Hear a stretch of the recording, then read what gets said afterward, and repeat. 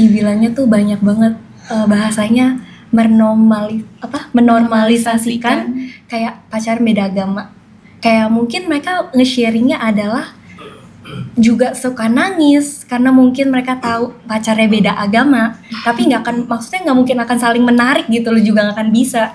Tapi mereka punya apa ya bahasanya, chemistry. Ya, rasa nyaman, terus mungkin juga ada attachment satu sama lain ya mungkin. Tapi mereka bilangnya kayak YOLO lah, you only live once. Jadi ya udah nikmatin aja, kalau nanti putus ya udah, yang penting buat sekarang. Buat masanya sekarang, yang sekarang aja gitu. Betul. Itu yang menurut saya seringkali menjadi apa ya, kayak celah ya pemikiran. Maksudnya kalau anak-anak muda kan memang maunya have fun, maunya enak gitu. Apalagi kalau seperti yang Om Tante tadi bilang, keluarga udah nggak bisa jadi support gue nih, keluarga udah nggak bisa terima gue, ya gue carilah yang nyenangin hati.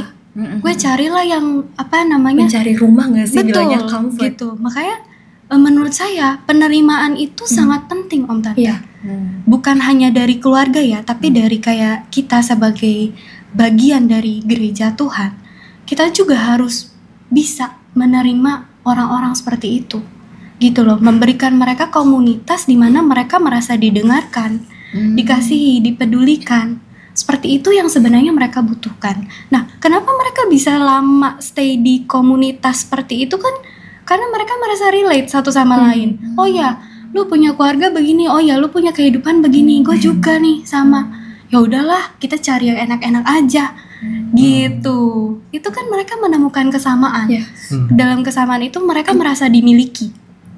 Gitu. Nah, itu yang buat mereka nyaman, dalam tanda kutip betah bersarang dalam dosa itu.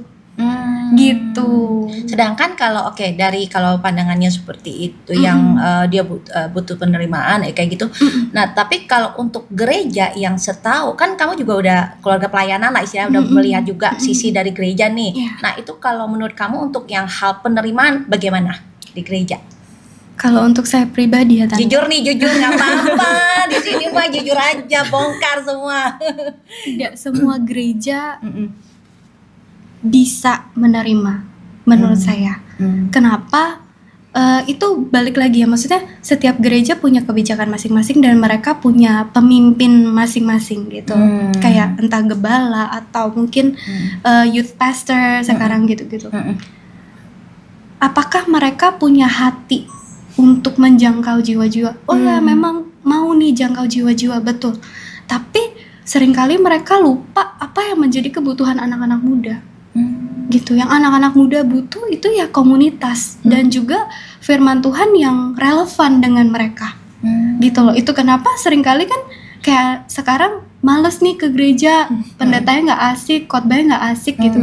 Ya karena mereka nggak bisa paham apa yang ini, terlalu teoritis, terlalu semuanya tentang lebih kayak apa ya, lebih ke ilmu gitu. Tapi nggak ada nih hal-hal yang bisa aku aplikasikan dalam kehidupan gitu loh. Di gereja mungkin kayak bisa, oh ya Tuhan mengasihimu, kamu harus hidup bersyukur gitu.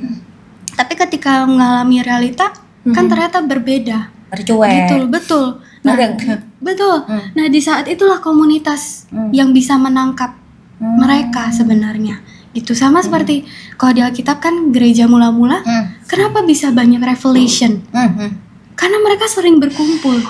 Seperti keluarga. Betul, berkumpul dan itu enggak berbagi.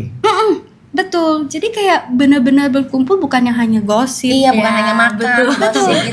Betul. Tapi kayak di situ kita saling menguatkan apa yang menjadi ini kamu, dan mereka juga bisa saling kalau untuk anak-anak sekarang Gen Z kan sering sulit cari kerjaan ya. Kan di berita-berita juga banyak kalau Om Tante baca banyak pengangguran dan rata-rata itu Gen Z. Gitu loh, karena mereka merasa karir di sekarang itu nggak relate sama mereka. Mereka bosan dengan kehidupan yang monoton seperti itu aja. Betul.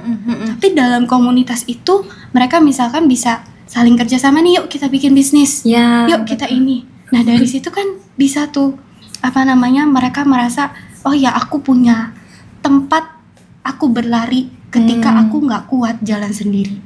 Gitu. Komunitas itu yang bener-bener sebenarnya dibutuhkan anak-anak muda sekarang. Kalau kamu mau curhat soal cinta atau masalah pribadi, siapa yang lebih enak diajak bicara? Ayah atau ibu? Apa sih yang lebih sering mengerti perasaan kamu saat sedang sedih? Ayah atau ibu?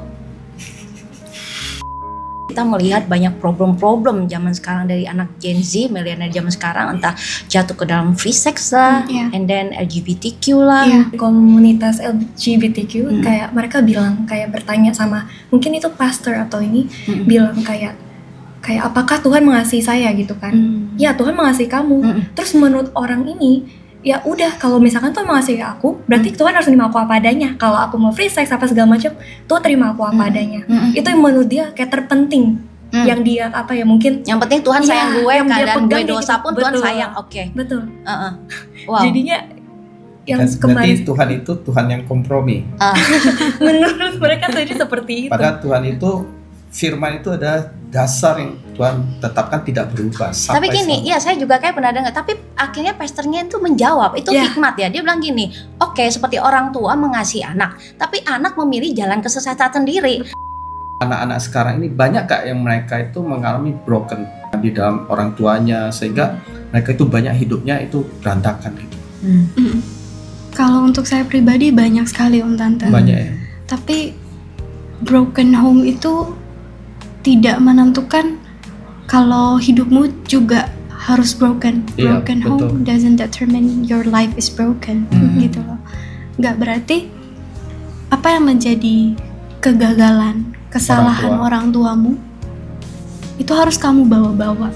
Generasi sebelumnya nih, kalau saya boleh nilai, kita tuh sering langsung ngecap itu dosa loh, itu salah loh. Betul. And then ya itulah langsung ngetutup, ngeblok. Nah di situ sih kesalahannya kalau saya lihat. Oh, langsung nggak boleh gini-gini. Sedangkan ya kita tuh generasi muda ini kan lagi menghidupi, emang zamannya begitu.